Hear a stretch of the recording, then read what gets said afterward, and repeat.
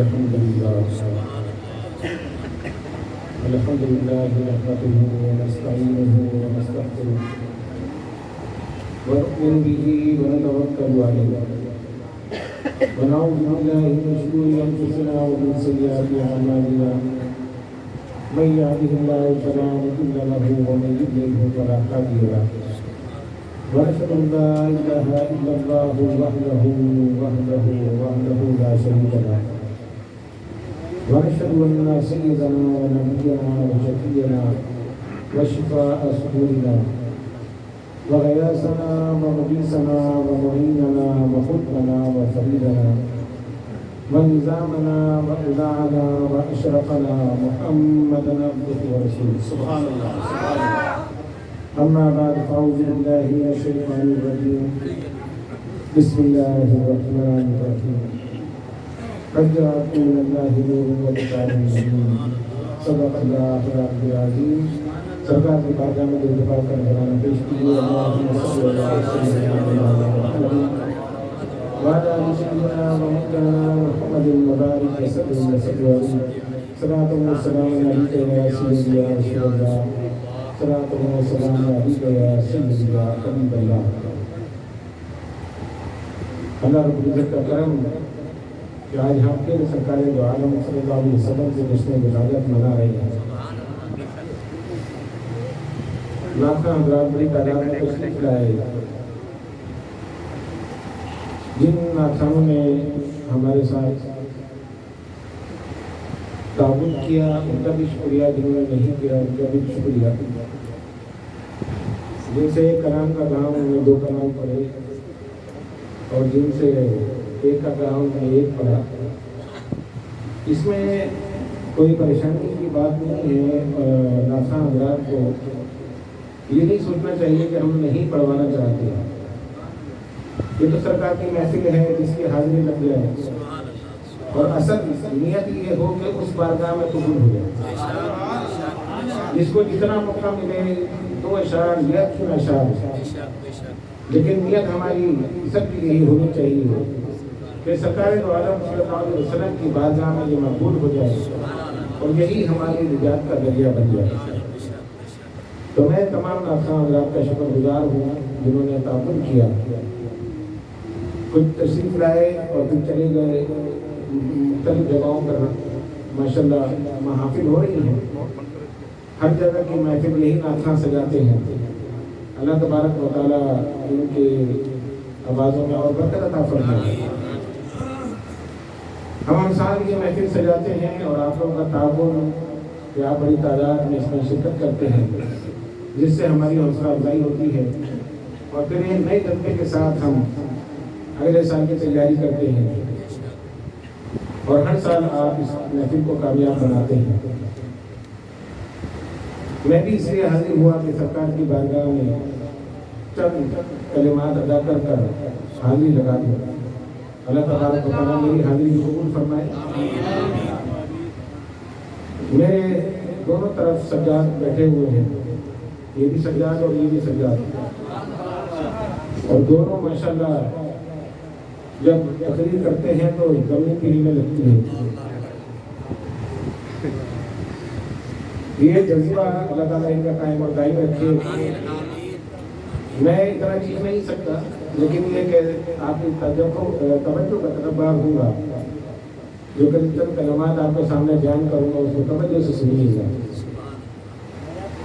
قرآن مجید کی نسائے کریمہ کو اپنا عنوان شفن بنایا. اللہ رب العزت ارشاد فرماتا ہے قد جاءکم من اللہ نور وکتاب مبین.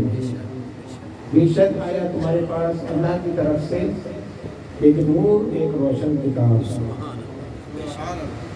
جتنی بھی مستند تفاسیر ہیں،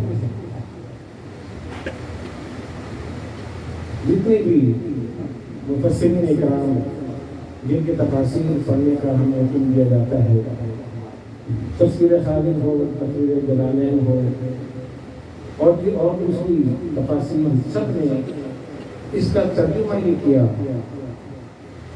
کہ نور سے مراد سرکار دو عالم صلی اللہ علیہ وسلم کی ذات بابرکات، اور کتاب سے مراد قرآن مجید فرقان حمید. ہمارا ایمان ہے کہ سرکار دو عالم صلی اللہ علیہ وسلم نور ہے. کچھ لوگ نہیں مانتے تو ان کے ماننے نہ ماننے سے کوئی فرق نہیں پڑتا. سرکار دو عالم صلی اللہ علیہ وسلم کی ذات گرامی جن کے ذکر کو خود بلند کر رہا ہے، ان کے متعلق کوئی رب کشائی کرے تو ان کی شان میں فرق نہیں آتا، وہ اپنا نام امان میں گناہوں کا اضافہ کرتا ہے. میں اور آپ مانتے ہیں کہ سرکار دو عالم صلی اللہ علیہ وسلم حضور نور ہے. حضرت جابر بن عبداللہ رضی اللہ تعالیٰ عنہ نے سرکار دو عالم صلی اللہ علیہ وسلم سے عرض کیا، یا رسول اللہ صلی اللہ علیہ وسلم، حضور میرے ماں باپ آپ پر قربان ہو. یہ ارشاد فرمائیے کہ اللہ تبارک و تعالیٰ نے اپنی مخلوق میں سب سے پہلے کس چیز کو پیدا کیا؟ میرے آقا فرماتے ہیں، اے جابر، اللہ تبارک و تعالیٰ نے اپنی تمام مخلوق میں سب سے پہلے میرے نور کو پیدا کیا. یعنی ابھی کچھ وجود میں نہیں آیا، نہ زمین تھی نہ آسمان، کوئی چیز موجود نہیں، نہ جنت نہ دوزخ، نہ فرشتے نہ انسان. حضور فرماتے ہیں سب سے پہلی تخلیق میرا نور، اور پھر وہ نور اللہ تبارک و تعالیٰ کی خلوت میں رہا، کہاں کہاں سیر کرتا رہا. پھر رب العالمین نے چاہا کہ اس دنیا کو پیدا فرمائے تو اس نور کے 4 حصے کیے. ایک حصے سے لوح، دوسرے سے قلم، تیسرے سے عرش، پھر چوتھے حصے کے بھی 4 حصے کیے. ایک سے زمین، ایک سے آسمان، ایک سے جنت اور دوزخ پیدا فرمایا. یہ سرکار دو عالم صلی اللہ علیہ وسلم کی حدیث مبارکہ یہ ہمیں بتا رہی ہے کہ سب سے پہلی تخلیق سرکار کا نور. میرے آقا کی 2 پیدائش ہیں، ایک جسمانی ایک روحانی. یہ روحانی پیدائش تھی، ابھی کچھ نہیں بنا سوائے حضور کے نور کے. اسی نور کی بہاریں ہیں جو یہ دنیا وجود میں آئی. اللہ تبارک و تعالیٰ نے اپنے حبیب کو یہ اعزاز عطا فرمایا. ایک دن حضور اکرم صلی اللہ علیہ وسلم نے جبریل امین سے پوچھا. حضرت ابو ہریرہ روایت کرتے ہیں، سرکار فرماتے ہیں جبریل بتاؤ تمہاری عمر کیا ہے؟ جبریل عرض کرتے ہیں، یا رسول اللہ صلی اللہ علیہ وسلم، حضور مجھے اپنی عمر کا تو پتہ نہیں، لیکن ایک چیز میں جانتا ہوں کہ اللہ تبارک و تعالیٰ کے عرش پر ایک تارا 70,000 سال کے بعد چمکتا ہے. اس کو میں نے 72,000 مرتبہ دیکھا. اب کوئی انسان بتا سکتا ہے کہ جبریل کی عمر کتنی ہے؟ 70,000 سال کے بعد وہ تارا چمکتا ہے، اور جبریل کہتے ہیں 72,000 مرتبہ میں نے اس کو دیکھا ہے.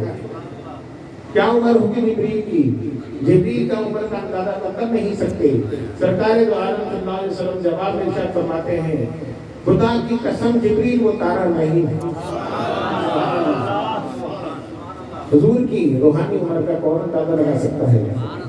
حضور بتا رہے ہیں تم نہیں جانتے میں کب سے ہوں، تم نہیں جانتے میں کب سے ہوں. یہ پوری کائنات میرے سامنے وجود میں آئی ہے. یہ لوح و قلم، جنت و دوزخ، یہ عرش و فرش، یہ سب کچھ میرے سامنے وجود میں آئے ہیں.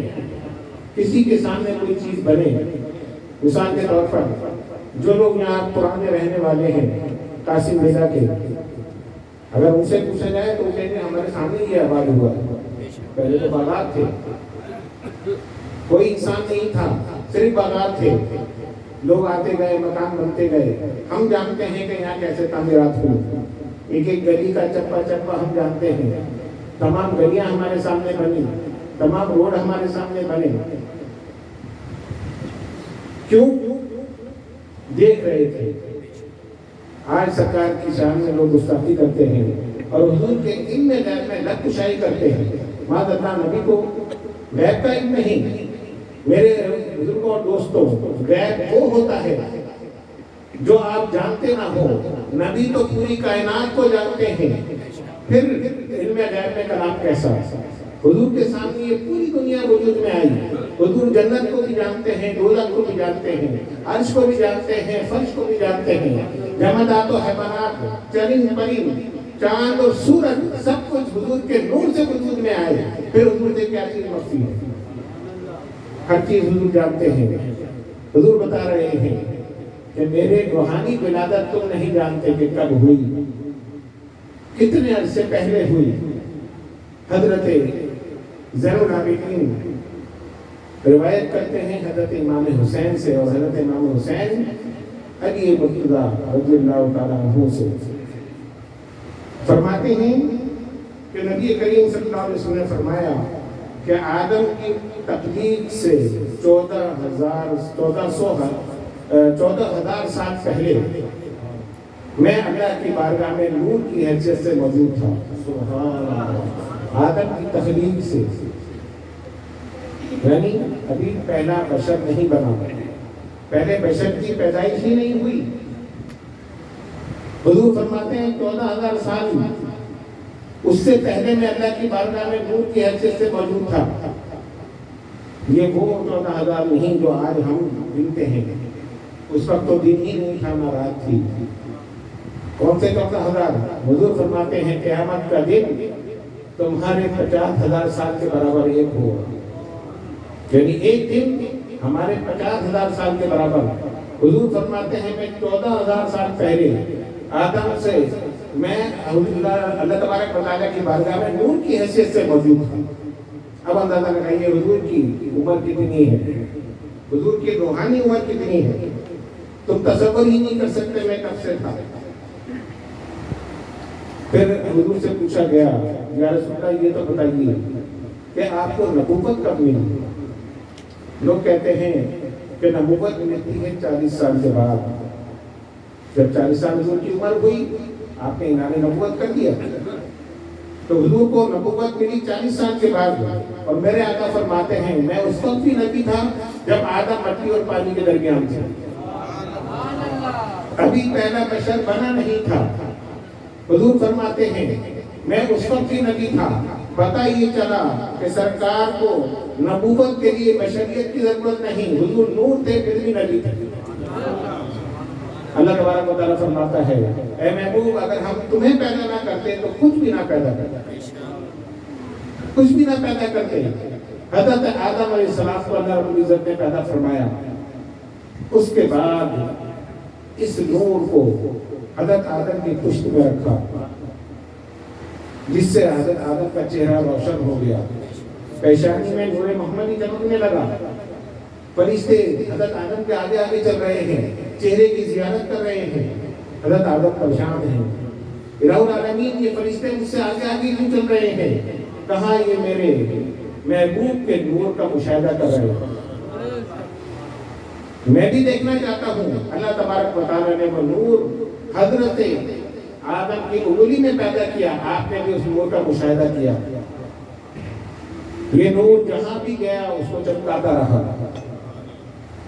حضرت آدم علیہ السلام کے صاحبزادے حضرت شیس علیہ السلام، ہوتا یہ تھا کہ حضرت آدم کے یہاں 2 اولاد ایک ساتھ پیدا ہوتی ہیں، ایک وقت 2 اولادیں پیدا ہوتی ہیں، ایک لڑکا اور ایک لڑکی، پھر 2 اولادیں پیدا ہوتی ہیں، ایک لڑکا اور ایک لڑکی۔ اس طرح آپ کی اولاد میں اضافہ ہوتا چلے گیا۔ حضرت شیس علیہ السلام جب پیدا ہوئے تو وہ اکیلے پیدا ہوئے، کیوں؟ اس لیے کہ نور محمدی آپ کی پشت میں منتقل ہونا تھا۔ اللہ تبارک و تعالیٰ نے اس دنیا کو بسانا تھا، حضرت آدم کو اس دنیا میں لے کر آئے۔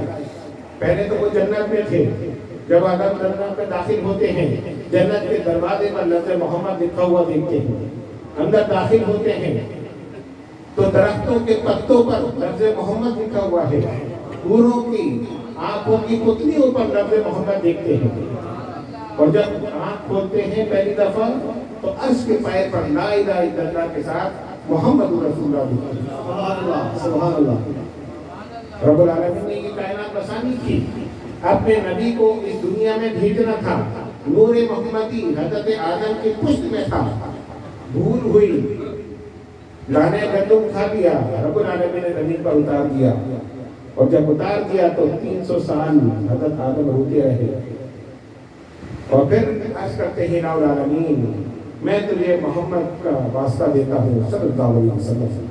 رب العالمین پوچھتا ہے آدم تم نے میرے نبی کو کیسے پہچانا؟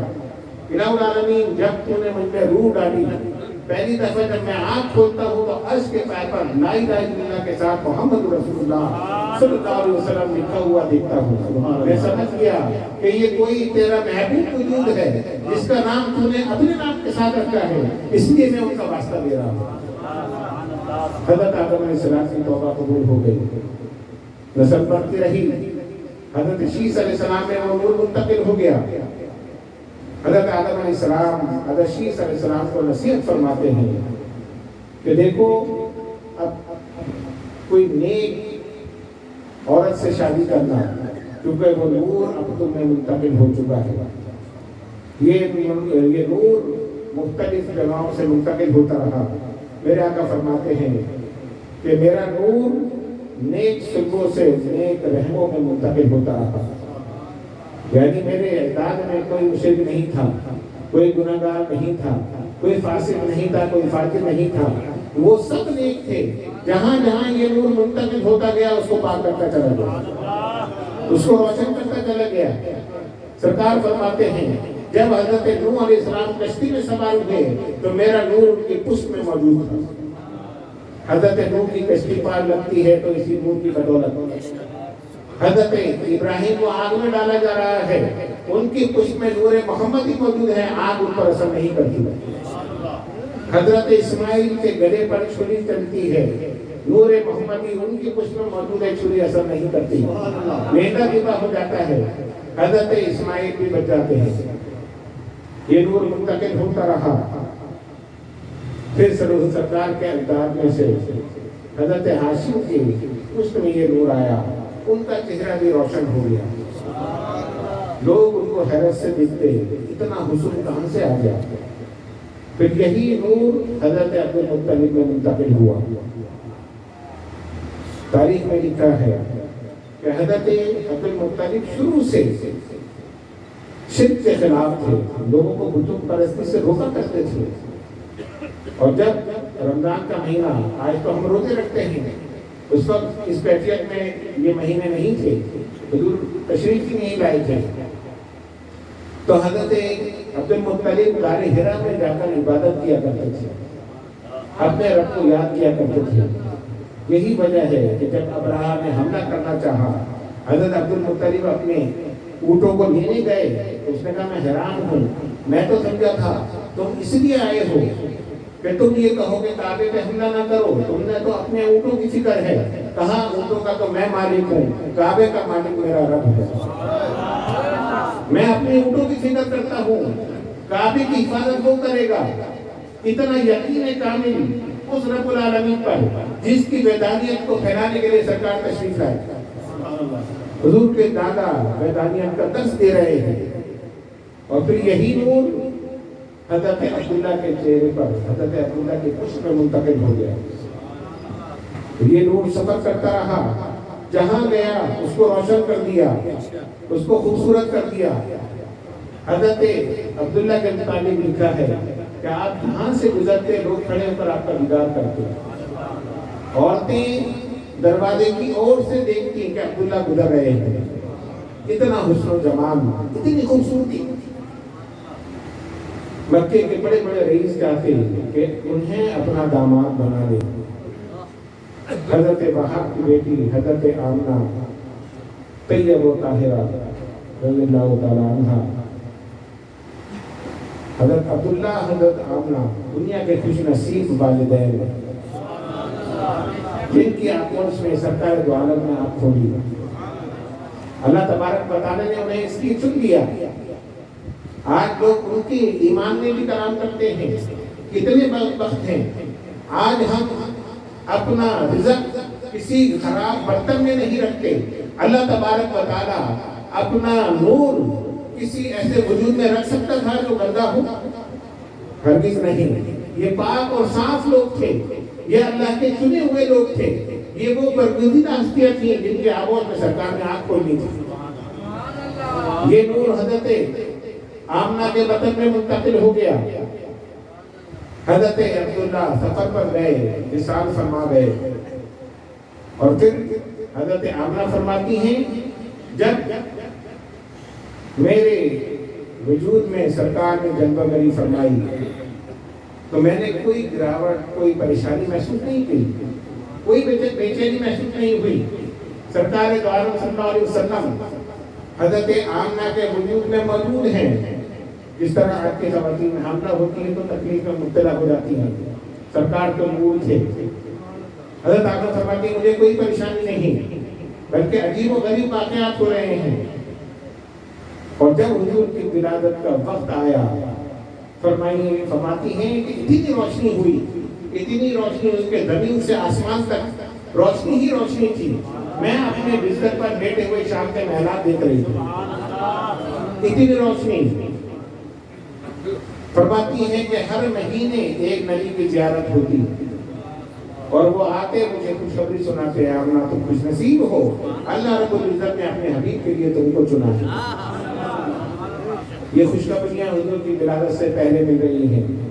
سرکار کا عالم تو یہ تھا کہ انبیاء نے خواہش ظاہر کی کہ ہمیں ان کا امتی بنا دیں، یہ سرکار کی شان ہے۔ حضرت آمنہ فرماتی ہیں کہ جب سرکار کی پیدائش ہوئی تو پیدائش کے فوراً بعد آپ نے اللہ کی بارگاہ میں سجدہ کیا۔ سبحان اللہ۔ کبھی سنا آپ نے کوئی پیدائشی بچہ سجدہ کر رہا ہو؟ آج جو کہتے ہیں سرکار ہماری مثل تھے، حضور کے بچپنے کی مثل تو ہو نہیں سکتے۔ یہ وہ بدبخت لوگ ہیں جو ایسی باتیں کرتے ہیں۔ ہمارا ایمان ہے سرکار کو اللہ نے بے مثل بنایا۔ بے شک۔ حضرت آمنہ فرماتی ہے حضور نے سجدہ کیا، چاروں طرف میرے روشنی ہی روشنی ہو گئی۔ میں نے فرشتوں کی ایک جب میں رفیق کو دیکھا جو زمین سے آسمان تک تھا اور حضور پر درود و سلام کے نذرانے بھیج رہا تھا۔ یہ سرکار کی آمد کا واقعہ ہے۔ آج شب ولادت ہے۔ جب حضور کی ولادت کا وقت ہوا تو رات کے جانے کا وقت تھا، صبح کے آنے کا وقت تھا۔ اللہ رب العزت نے وقت بھی ایسا چنا، رات کو بھی سعادت مل جائے اور دن کو بھی سعادت مل جائے۔ رات جا رہی ہے، دن آ رہا ہے، اور یہ پیغام دیا جا رہا ہے کہ اب جہالت کے اندھیرے ختم ہو گئے، اب اللہ کے نور کی روشنی پھیلے۔ پوری دنیا میں حضور کا نور پھیل گیا۔ اللہ رب العزت نے وہ مقام اور مرتبہ ہمارے نبی کو دیا اور ہم خوش نصیب ہیں۔ میں مسجد قاسم میں بھی بیان کر چکا ہوں کہ ہم اور آپ کو اپنی قسمت پر ناز کرنا چاہیے کہ ہم حضور کے امتی ہیں۔ کیوں؟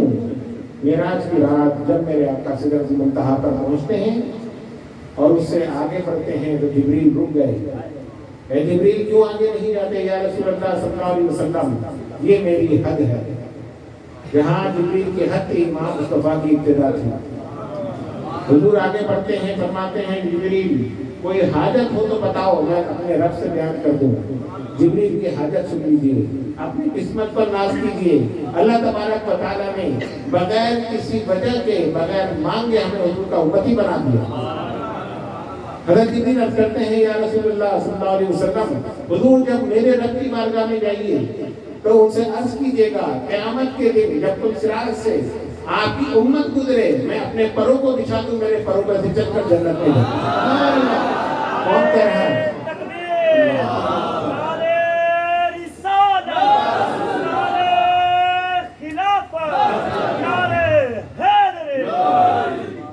کون کہہ رہا ہے؟ سید الطاہرہ سید الملائکہ جبریل عرض کرتے ہیں یا رسول اللہ یہ میری خوش قسمتی ہوگی اگر آپ کی امت میرے پروں پر سے چل کر جنت میں داخل ہوگی۔ اللہ اکبر۔ آج ناز کیجئے، پھر ہم اس نبی کا میلاد کیوں نہ منائیں؟ سنیوں پریشان ہونے کی ضرورت نہیں۔ جب تم سے کوئی کہے کہ تم جھنڈا کیوں لگاتے ہو، کہنا ہم حدیث جانتے ہیں۔ حضرت آمنہ فرماتی ہیں آسمان سے جبریل 3 جھنڈے لے کر اترے، ایک مشرق میں، ایک مغرب میں لگایا، ایک کعبے پر لگا دیا۔ ہم جھنڈے اٹھاتے ہیں تو جبریل کی سنت پر عمل کر رہے ہیں۔ اگر کوئی اعتراض کر دے کہ جلوس کیوں نکالتے ہو، کہا یہ صحابہ کی سنت ہے۔ جب سرکار مدینے میں داخل ہوتے ہیں، صحابہ جلوس کی صورت میں حضور کا استقبال کر کے مدینے کے اندر لے کر آتے ہیں۔ ہر صحابی چاہتا ہے کہ میرے گھر میں حضور قیام کریں، کہتے ہیں اس کی اصل دکھاؤ، یہ صحابے کی سنت ہے، ہمیں گھبرانے کی ضرورت نہیں۔ میلاد کیوں مناتے ہو، یہ قمقمے کیوں لگاتے ہو، یہ بلب اور یہ چیزیں کیوں لگا کر روشنی کرتے ہو؟ کہا جب حضور کی پیدائش ہوئی تھی، وہ رب تھا، وہ خالق تھا، اس نے پوری دنیا کو روشن کر دیا تھا۔ ہم مخلوق ہیں، ہماری جتنی حیثیت ہے اتنی روشنی کرتے ہیں۔ گھبرانے کی ضرورت نہیں کسی اعتراض پر۔ ہم سرکار کا میلاد مناتے رہیں گے، کوئی اعتراض کرتا رہے، جو جتنا روکے گا ہمارا میلاد اتنا ہی بڑھتا جائے گا۔ رب العالمین کا کرم ہے کہ آج ہم پھر میلاد مصطفیٰ کی محفل میں موجود ہیں۔ یہ اللہ تبارک و تعالیٰ کا بڑا کرم ہے، اور میری دعا ہے کہ اللہ رب العزت ہم سب کو تا حیات حضور کا میلاد منانے کی توفیق عطا فرمائے۔